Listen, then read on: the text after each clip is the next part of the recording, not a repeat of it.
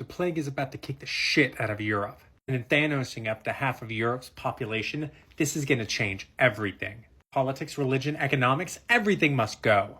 But before we get into that, what is this disease and what does it look like? Come on, I'll show you.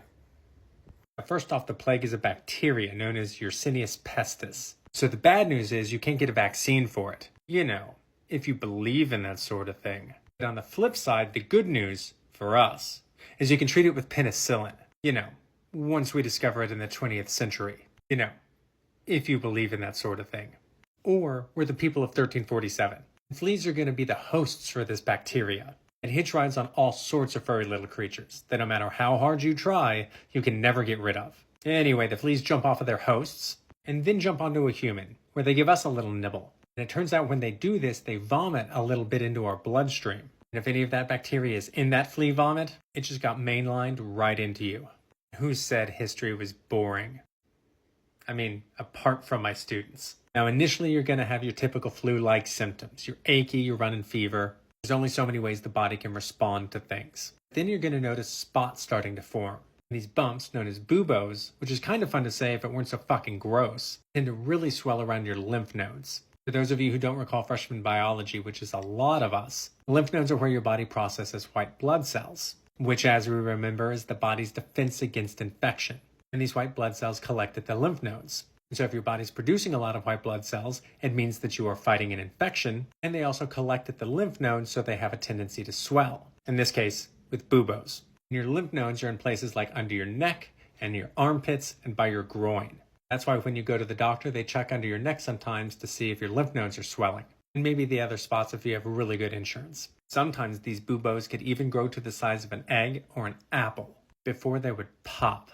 At which point it would emit pus, just dead white blood cells, blood, and a foul odor. Foul odor? Yeah, no shit, Sherlock. It's by this point you're probably not much longer for this world. The whole process takes about a week to play out, but don't worry, it's excruciatingly painful. Your mortality rate is 40 to 50%, a flip of the coin. But what if I told you that the bubonic plague was the milder of the two versions of the plague that were going around? Because it was! There was another accompanying strain, known as the pneumonic plague. As the name might imply, this illness attacked your lungs, with about a 90% mortality rate. This disease is better at taking people out than I ever did on a math test. If the bacteria does get into your lungs, you don't have a week, you have about 2 to 3 days. And this shit is scary enough when you understand what is going on. Imagine living through this and understanding that disease does break out, but you don't know why. So not only are you scared, you're confused.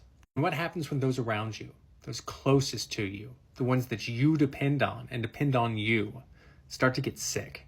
Not sporadically, but together, all at once. Or maybe you get sick and you have to depend on others who are just as scared as you are. An event like that can't not have ripple effects. If the recent past has been any indication, those effects are not going to be positive. So what happens when the population starts dropping faster than Tesla stock? We'll see next time. Super nerdy side note here, but I mentioned the pneumonic plague, and I wanted to go back and double check my sources, and the internet's being no fucking help.